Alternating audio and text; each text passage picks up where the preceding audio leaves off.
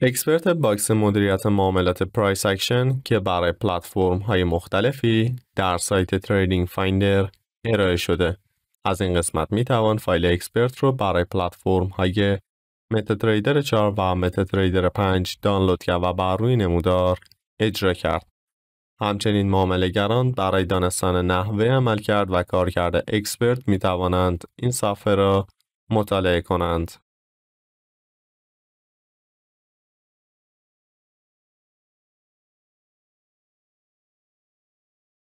از بخش نویگیتور فایل اکسپرت رو انتخاب می‌کنیم و با کشیدن فایل بر روی چارت اکسپرت رو اجرا می‌کنیم. از بخش پایین گزینه الگو تریدینگ رو فعال می‌کنیم و بعد از اون گزینه تایید رو می‌زنیم. با اجرا شدن اکسپرت بر روی نمودار یک پنل مدیریت استراتژی و مدیریت سرمایه بر روی چارت نمایش داده میشه. اکسپرت پرایس اکشن تریدینگ باکس منیجر یک ابزار ویژه و کاربردی برای معامله‌گران پرایس اکشن هستش تا با استفاده از این اکسپرت بر اساس سناریوهای پرایس اکشن معاملات خودشون رو اجرا کنند. با حرکت موس بر بخش بالای پنل و کلیک بر روی اون میتونیم پنل اکسپرت رو به سادگی جابجا کنیم و همچنین در بخش بالای پنل دو گزینه برای ما قرار گرفته که با کلیک بر روی گزینه اول یک پیام هشدار نمایش داده میشه که با کلیک بر روی گزینه نو اکسپرت بر روی نمودار باقی میمونه و با کلیک بر روی گزینه یس اکسپرت بسته میشه و از روی نمودار حذف میشه. همچنین با کلیک بر روی گزینه بالا بخش سمت چپ پنل اکسپرت مینیمایز میشه و به حداقل سایز خودش تغییر پیدا میکنه و با کلیک مجدد بر روی این قسمت پنل اکسپرت به حالت پیش‌فرض خودش نمایش داده میشه. در بخش پایین پنل 6 استراتژی مختلف معاملاتی قرار گرفته که میتونیم بر اساس اونها معاملات خودمون رو اجرا کنیم و وارد پوزیشن بای یا سل بر روی چارت قیمتی بشیم که در بخش وسط میتونیم لوگوی هر استراتژی رو مشاهده کنیم که استراتژی اول بر مبنای الگوی سقف دوقلو و کف دوقلو هستش که با کلیک بر روی ستون بعدی که به عنوان ستون اینفو است میتونیم نحوه اجرای استراتژی ها رو در این بخش مورد بررسی قرار بدیم که توضیحاتش در اینجا داده شده و به شکل تصویر نمایش داده شده. استراتژی دوم به عنوان الگوی سقف و کف با نواحی قیمتی متوالی هستش که با فعال کردن این بخش نحوه عملکردش رو میتونیم مورد بررسی قرار بدیم. استراتژی سوم به عنوان الگوی سقف و کف با بازگشت به ناحیه حمایتی یا مقاومت هستش. الگوی چهارم به عنوان الگوی سراشانه. الگوی پنجم به عنوان استراتژی الگوی QM و در نهایت هم استراتژی ششم به عنوان الگوی برگشت مقاومت یا حمایت. در ستون بعدی بخش CP قرار گرفته که به عنوان چک پوینت در اینجا قرار داره که برای هر استراتژی معاملاتی میتونیم این وضعیت رو فعال یا غیر فعال کنیم و معامله‌گران میتونن از این قسمت به عنوان یک فیلتر برای اجرای استراتژی‌های معاملاتی استفاده کنن. قبل از اجرای استراتژی با فعال کردن هر کدوم از این گزینه‌ها برای استراتژی مورد نظر میتونیم وضعیت CP یا چک پوینت رو براشون فعال کنیم و با فعال کردن این بخش یک سطح در محدوده زون مورد نظر برای ما فعال میشه که تنها در صورت رسیدن قیمت به اون سطح و بازگشت از اون محدوده استراتژی برای ما اجرا میشه و در غیر این صورت اگر قیمت به سطح مورد نظر نرسه استراتژی برای ما اجرا نمیشه.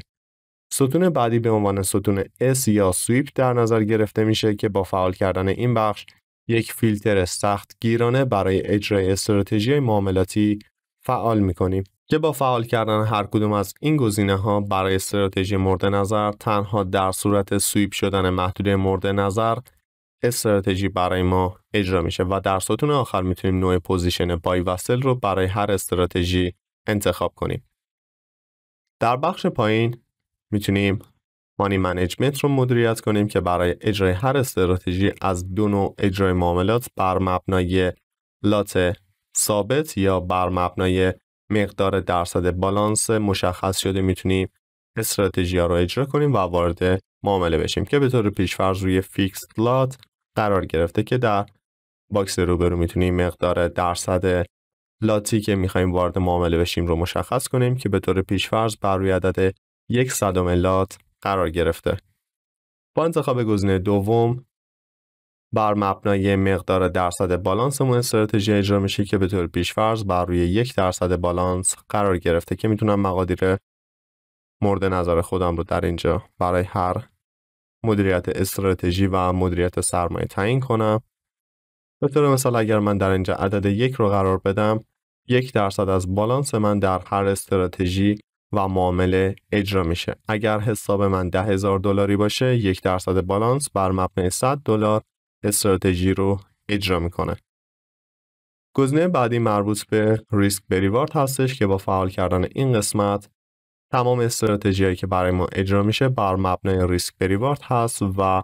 سطح اصلیمون به عنوان محدوده ریسک و ریواردمون بر مبنای محدوده ریسک و مقدار ریسکمون تعیین میشه که به طور پیش‌فرض بر روی عدد 2 قرار داره، یعنی ریسک به ریوارد 1/2 برای ما اجرا میشه که میتونیم این مقدار هم بر مبنای سیستم استراتژی تغییر بدیم. در بخش آخر هم وضعیت نیوز فیلتر قرار گرفته که با فعال کردن این گزینه در باکس روبرو میتونیم یک محدودیت زمانی رو برای اجرای معاملات در زمان انتشار اخبار قرار بدیم. اگر من در اینجا عدد 30 رو قرار بدم، اکسپرت میاد 30 دقیقه قبل از انتشار اخبار اقتصادی با اهمیت بالا در سایت فارکس فکتوری و 30 دقیقه پس از انتشار اخبار در صورتی که معاملاتی بخوایم اجرا کنیم و استراتژیمون بخواد اجرا بشه، از اجرای استراتژی جلوگیری میکنه و معاملات رو اجرا نمیکنه تا از نوسانات بازار در زمان انتشار اخبار جلوگیری بشه. فقط حتما باید به نکته توجه کنید که در صورتی که این گزینه رو فعال کردید، باید از تب تولز قسمت آپشنز وارد تب اکسپرت ادوایزرز بشیم و در اینجا گزینه الا وب ریکوست رو در اینجا فعال کنید و در بخش پایین لینک URL مربوط به سایت فارکس فکتوری رو وارد کنیم به آدرس nfs.faireconomy.media/ که میتونیم این لینک URL رو از داخل سایت هم کپی کنید و در اینجا وارد کنید و پس از اون گزینه تایید رو بزنید. در این بخش من به ترتیب تمام استراتژی رو به شکل حالت بای و سل اجرا میکنم و نحوه عملکرد تمام حالت ها رو توضیح میدم. استراتژی اول به عنوان الگوی سقف دوقلو و کف دوقلو هستش و با کلیک بر روی گزینه بای یک محدوده برای ما نمایش داده میشه که با کلیک بر روی محدوده میتونیم اون رو جابجا کنیم و به محدوده و سوینگ مورد نظر خودمون انتقال بدیم که در بخش پایین دو گزینه فعال میشه که با انتخاب گزینه نو استراتژی لغو میشه و با انتخاب گزینه یس استراتژی اجرا میشه و منتظر اجرای دستورات بعدی از اکسپرت میمونه. در اینجا من گزینه نو رو کلیک میکنم. در این قسمت حالت استراتژی سل رو انتخاب میکنم و در گذشته چارت نمونه ای رو اجرا میکنم. در این بخش من محدوده رو در اینجا قرار میدم و نحوه عملکرد استراتژی میتونیم در اینجا مورد بررسی قرار بدیم که توضیحاتش در اینجا قرار داره و نحوه اجرای استراتژی هم به شکل تصویر در اینجا قرار گرفته. در این تصویر میبینیم که قیمت در یک روند صعودیه و از بخش پایین محدوده وارد محدوده رزिस्टنس میشه که گام اول ما در این قسمت هست که میبینیم در این بخش هم قیمت به سمت بالا حرکت کرده و وارد محدوده رزिस्टنس در اینجا شده. در گام دوم اکسپرت منتظر میمونه تا قیمت از محدوده خارج بشه که در اینجا هم میبینیم از محدوده خارج شده. در گام سوم اکسپرت منتظر میمونه تا قیمت وارد محدوده زون بشه و در مرحله آخر هم منتظر میمونه تا از محدوده زون خارج بشه که در اینجا اگر ما محدوده رو به این شکل ترسیم کنیم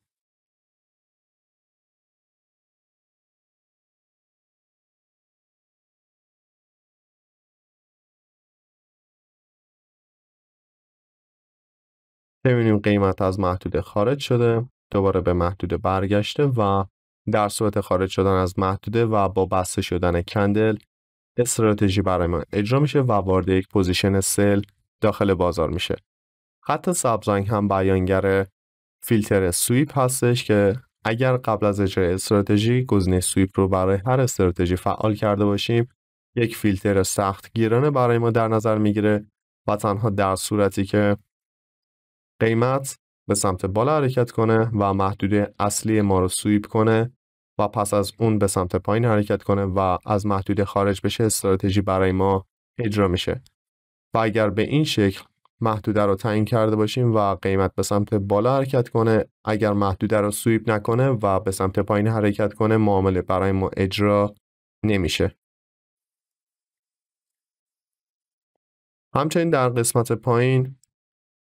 در بخش ترمینال تب اکسپرت میتونیم نحوه عملکرد استراتژی رو مورد بررسی قرار بدیم که در اینجا من با اجرا کردن استراتژی در این قسمت پیام مربوط به اجرای استراتژی برای من نمایش داده میشه. در گزینه بعدی میتونیم ببینیم که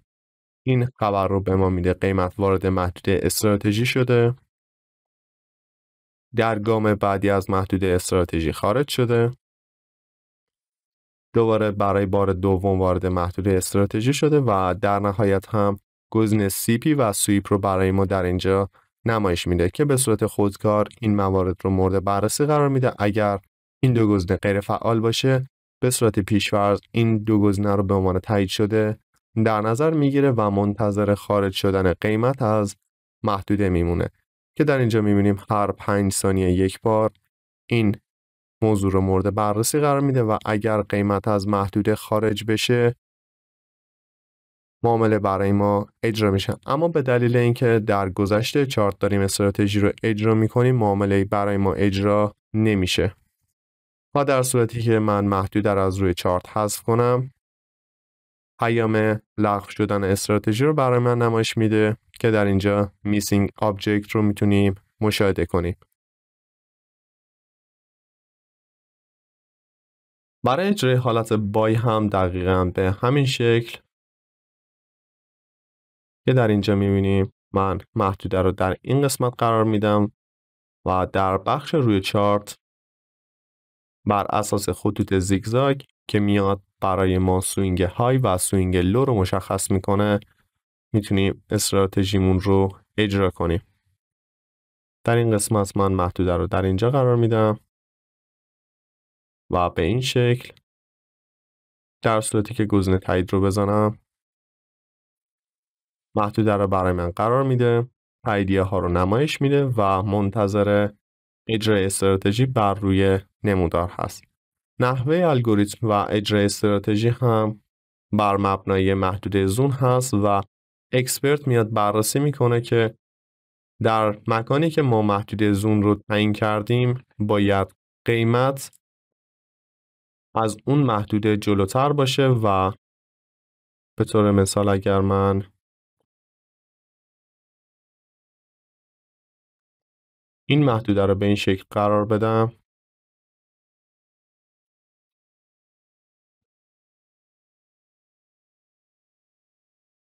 اکسپرت میاد از زمانی که من محدوده رو تعیین کردم،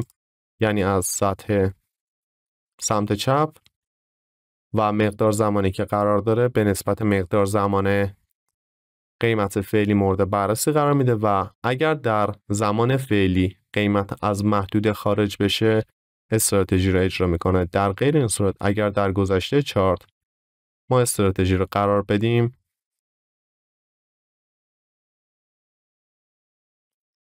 با خارج شدن قیمت از محدوده استراتژی رو برای ما اجرا نمیکنه و تنها منتظر بررسی اجرای استراتژی. نکته که باید برای اجرای استراتژی در نظر داشته باشید، من در اینجا قیمت رو به سمت همین نقطه حرکت میدم.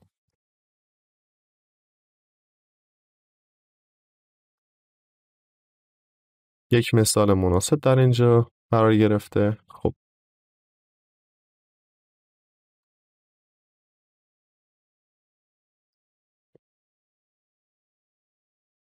اگر قیمت وارد محدوده بشه و از محدوده خارج بشه، با پول بک زدن به محدوده و خارج شدن از اون، محدوده رو برای ما اجرا میکنه. اگر من محدوده رو به شکل اشتباهی در اینجا قرار بدم، پیام بروکن رو میتونیم ببینیم و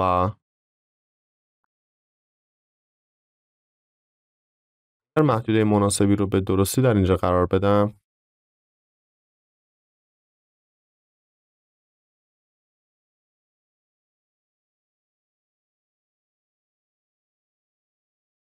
پیام تایید شدن استراتژی برای ما در اینجا نمایش داده میشه. اما حالت دیگه، اگر من محدوده رو به این شکل قرار بدم یا قیمت از محدوده من به سمت بالا به سمت پایین حرکت کنه، محدوده به عنوان بروکن و شکست خورده در نظر گرفته میشه و تنها شادوها مجاز هستن که از محدوده خارج بشن و دوباره به محدوده برگردن و باید کندل داخل محدوده بسته بشه. این نکته رو باید در نظر داشته باشین که این استراتژی و این اکسپرت انعطاف بسیار بالایی در اجرای معاملات داره. به طور مثال من در اینجا محدوده رو تعیین کردم و استراتژی رو مشخص کردم. به سادگی میتونم محدوده خودم رو کوچیک، بزرگ و به اندازه مورد نظر خودم قرار بدم و اکسپرت هر 5 ثانیه یک بار استراتژی رو مورد بررسی قرار میده و در صورتی که تاییدیه های لازم رو داشته باشه استراتژی رو برای من اجرا میکنه.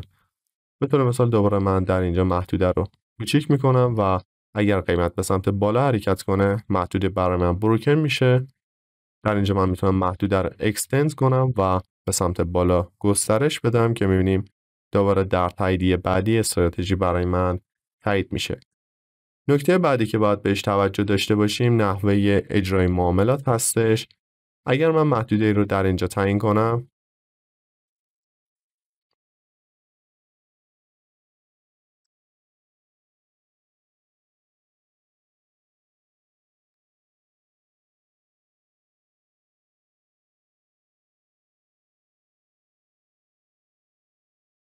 قیمت حد اکثر 5 سوینگ فرصت داره تا دوباره به محدوده برگرده. در غیر این صورت اگر بیشتر از 5 سوینگ طول بکشه، استراتژی برای من فیل میشه و معاملات برای من اجرا نمیشه. همچنین اگر در صورتی که قیمت به محدوده برگرده و پول بک بزنه، حد اکثر 10 کندل فرصت داره تا از محدوده خارج بشه. در غیر این صورت استراتژی برای من اجرا نمیشه. اگر به دنبال یک حالت بای هم در این بخش باشیم،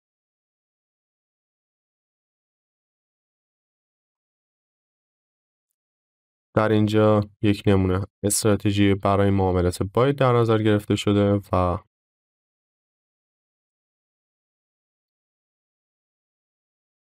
با اجرا کردن معامله در اینجا برای من پیام ها نمایش داده میشه که تاییدیه های لازم رو برای اجرای استراتژی برای من در اینجا صادر کرده.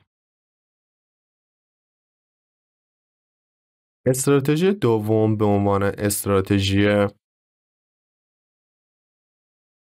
الگوی سقف و کف با نواحی قیمتی متوالی هستش که نحوه عملکردش در اینجا توضیحاتش داده شده. در مرحله اول قیمت وارد یک محدوده رزिस्टنس یا ساپورت میشه. در گام دوم باید از محدوده خارج بشه. در گام سوم باید وارد محدوده ساپورت یا رزिस्टنس دوم بشه و در نهایت هم با خارج شدن از محدوده دوم استراتژی برای ما اجرا میشه. همچنین با فعال کردن فیلتر سویپ، تنها در صورت سویپ شدن محدوده دوم یا محدوده اصلی ما و خروج از اون استراتژی برای ما اجرا میشه. در اینجا من نمونه ای رو مثال میزنم.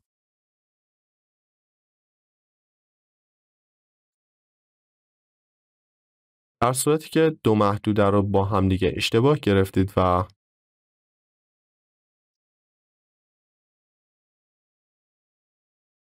برای اجرای معاملات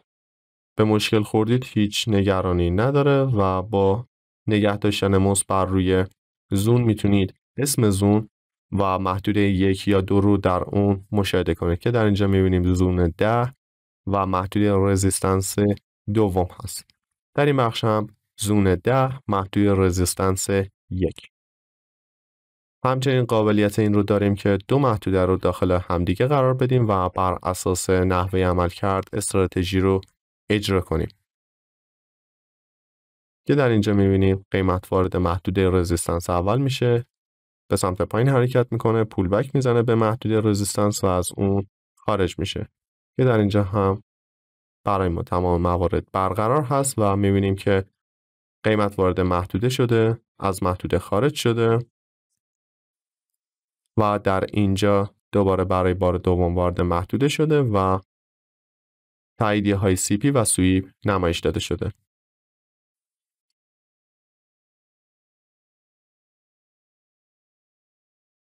برای حالت بای برای این استراتژی می‌بینیم که دو محدوده سبز رنگ برای ما نمایش داده شده که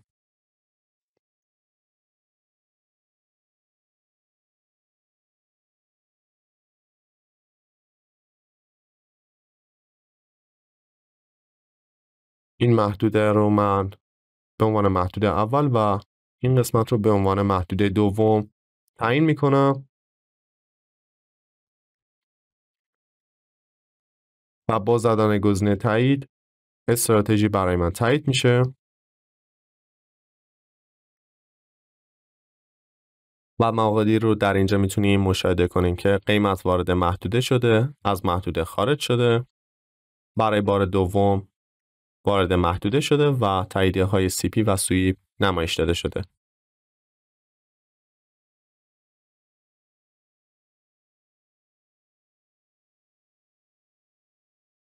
در صورتی که من گزینه CP رو در اینجا فعال کنم و پس از اون گزینه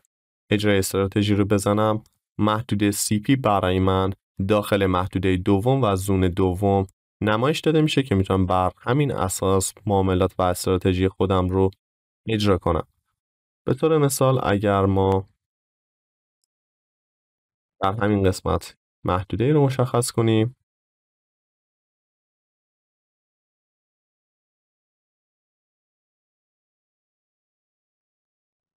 محدوده CP رو در اینجا قرار میدم و با اجرای استراتژی اکسپرت میاد بررسی میکنه، قیمت وارد محدوده شده، از محدوده خارج شده و وارد محدوده شده اما به سطح CP نرسیده. در اینجا تاییدیه های CP رو برای ما نمایش نمیده. اما اگر من محدوده رو به سمت بالا حرکت بدم، میبینیم که در اینجا پس از بررسی اکسپرت تاییدیه CP و سویپ رو به ما میده و در صورت خارج شدن از محدوده معامله برای ما اجرا میشه. اما اگر یک محدوده مشخصی رو تعیین کرده باشیم و من سطح CP رو در اینجا مشخص کرده باشم، در صورتی که قیمت به سطح CP نرسه و با خارج شدنش از محدوده استراتژی برای من اجرا نمیشه و معامله اجرا نمیکنه. همچنین این نکته رو باید در نظر داشته باشید که اگر یک محدوده ای رو از دو محدوده حذف کنیم، استراتژی برای ما لغو میشه و پیام Missing Object نمایش داده میشه.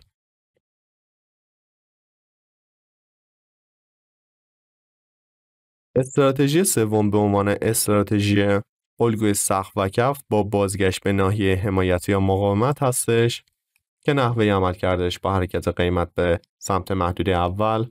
خروج اون از محدوده دوم، وارد شدنش به محدوده اول و در نهایت هم در صورت خارج شدن از محدوده استراتژی برای ما اجرا میشه. در این بخش من در صورتی که یک محدوده مناسبی رو پیدا کنم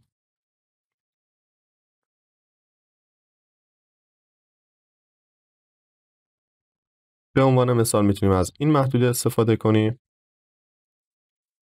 برای حالت بای و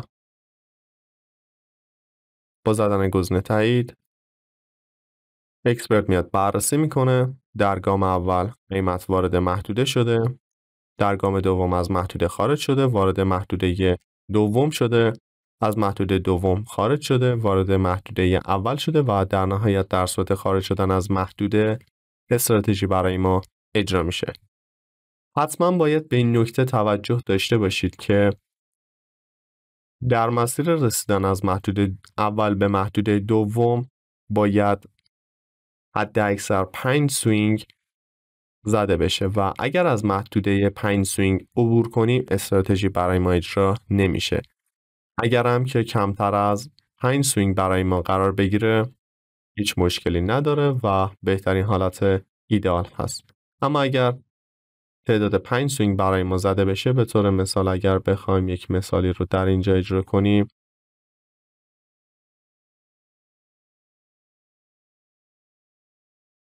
برای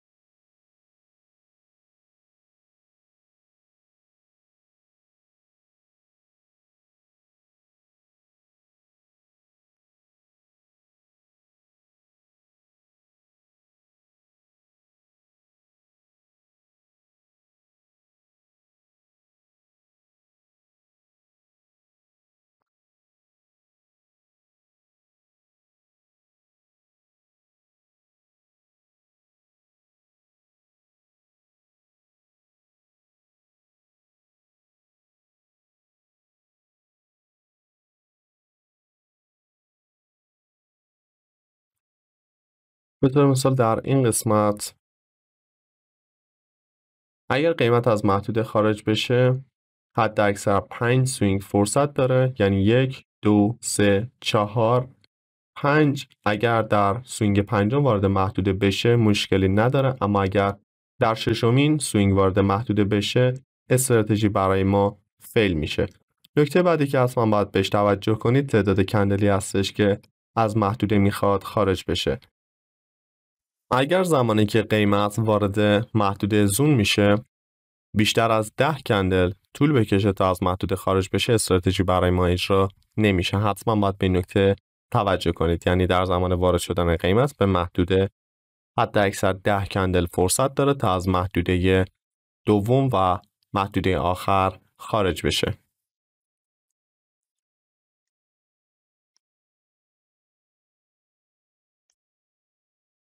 استراتژی بعدی به عنوان استراتژی الگوی سراشانه هستش که با حرکت قیمت برای ما اجرا میشه. در اینجا من اگر نمونه از استراتژی برای من مشخص بشه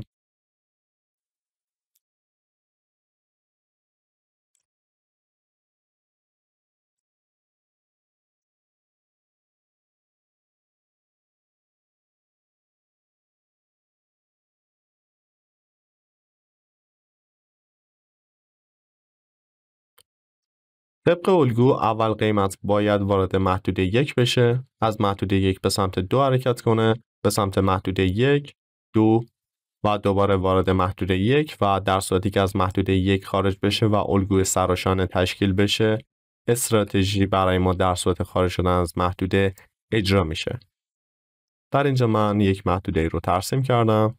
که در ورود اول قیمت به این قسمت از محدوده خارج شده، وارد محدوده شده،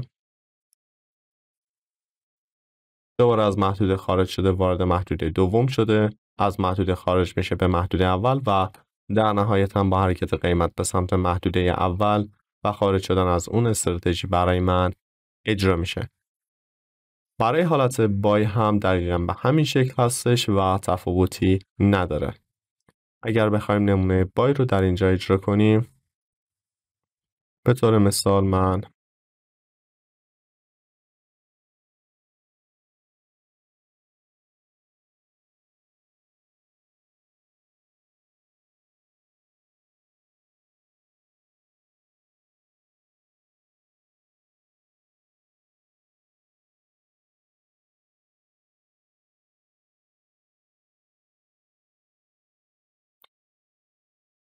در اینجا می‌بینیم که قیمت وارد یک محدوده شده، وارد محدوده دوم شده، حد اکثر 5 سوینگ فرصت داره برسه و حد اکثر 10 کندل فرصت داره داخل محدوده باشه، بعد از اون باید خارج بشه، دوباره از محدوده خارج میشه و در نهایت هم 10 کندل فرصت داره تا از محدوده خارج بشه، به محدوده بعدی برسه و پس از اون بعد از خارج شدن از محدوده اول استراتژی برای ما اجرا میشه. الگوی بعدی به عنوان استراتژی الگوی QM هستش که در گام اول قیمت وارد محدوده میشه، به سمت پایین حرکت میکنه، وارد محدوده میشه و پس از خارج شدن از محدوده باید شماره 2 رو در اینجا بشکنه و با پولبک زدن به محدوده دوم در صورت خارج شدن استراتژی برای ما اجرا میشه. برای نحوه عمل کرد من در اینجا یک نمونه بای رو قرار میدم.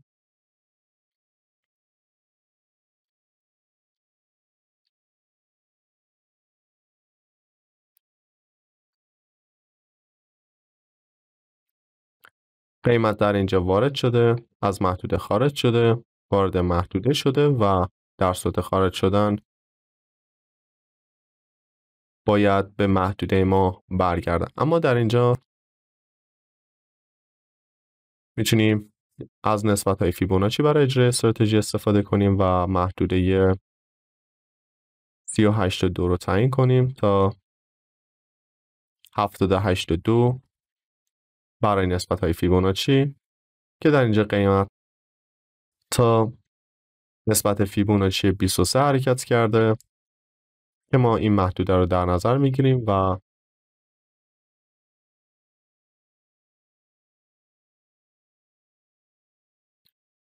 در اینجا میبینیم که الگو رو قرار دادیم و با حرکت قیمت به سمت پایین و خارج شدن از اون استراتژی برای ما اجرا میشه که بر اساس الگوی QM قیمت به سمت بالا حرکت کرده، قیمت پایینتر، قیمت اول و با خارج شدن و شکست محدوده که در اینجا حتما باید این قسمت برای ما شکسته بشه و با پولبک زدن به محدوده استراتژی برای ما اجرا میشه. در گزینه آخر هم حالت استراتژی الگوی برگشت مقاومت یا حمایت هستش که اگر ما در اینجا یک نمونه ای رو اجرا کنیم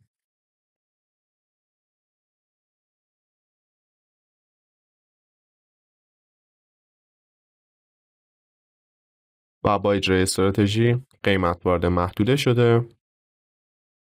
از محدوده خارج میشه و به سمت محدوده دوم حرکت میکنه و در صورت خارج شدن از محدوده استراتژی برای ما اجرا میشه. این نکته رو باز باید در نظر داشته باشید که حد اکثر 10 کندل فرصت داره تا از محدوده خارج بشه که در اینجا 28 کندل برای ما تعیین شده که این استراتژی برای من فیل در نظر میگیره و اجراش نمیکنه. اگر من این محدوده رو در این قسمت قرار بدم 7 کندل هست و باید تا 10 کندل فرصت داره داخل محدوده باشه و بعد از اون از محدوده خارج بشه.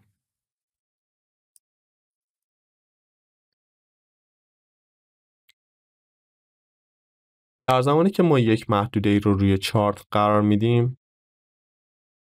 اکسپرت میاد بررسی میکنه و محدوده رو در نظر میگیره. در صورتی که پس از قرار دادن محدوده قیمت وارد محدوده بشه و بخواد از محدوده خارج بشه اکسپرت میاد این نقطه رو در نظر میگیره و اگر در اون زمان از محدوده خارج بشه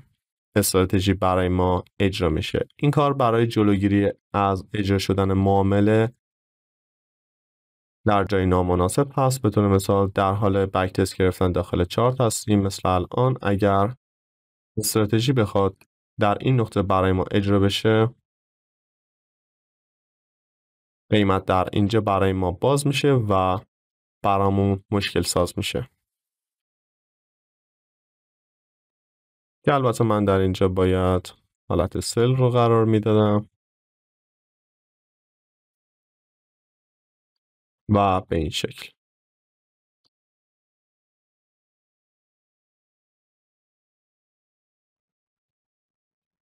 در نماد طلا من یک استراتژی رو اجرا میکنم. به طور مثال در اینجا قیمتی رو قرار میدیم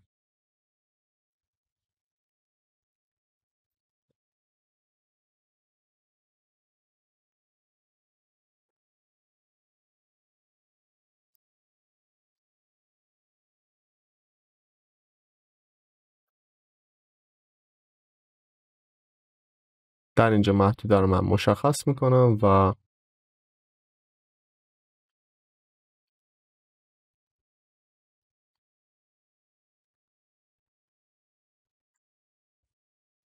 با قرار دادن قیمت در اینجا در صورتی که حد اکثر در 5 کندل قیمت به محدوده برسه استراتژی برای من اجرا میشه. اما در اینجا میبینیم که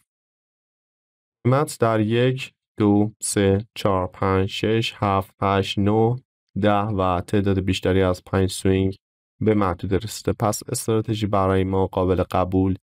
نیست. اما اگر حالت دیگه ای رو در اینجا قرار بدیم، به طور مثال من اگر این محدوده رو به این شکل در اینجا تعیین کنم و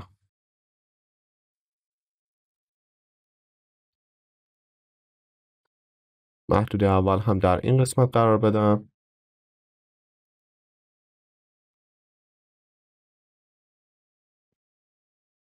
در اینجا محدوده ها برای من قرار گرفته. در صورتی که قیمت از محدوده خارج بشه و با بسته شدن کندل استراتژی برای من اجرا میشه که در اینجا میبینیم یک استراتژی برای من در اینجا مشخص شد و برای من اجرا شد. اگر من در اینجا گزینه ریسک ریوارد رو فعال میکردم، محدوده سطح استاپ لاس من در این نقطه و به اندازه آر بار 1/2 در اینجا حدود 100 تا و یک آر بار 1/2 در اینجا برای ما مشخص میشد و تعیین میشد. خب دوستان، تلاش کردیم که تمام نکات استراتژی های معاملاتی با اکسپرت پرایس اکشن رو براتون توضیحاتش رو بدیم. به پایان آموزش این اکسپرت هم رسیدیم. خوشحال میشیم که در بخش دیدگاه نظرات و پیشنهادات خودتون رو با ما به اشتراک بذارید.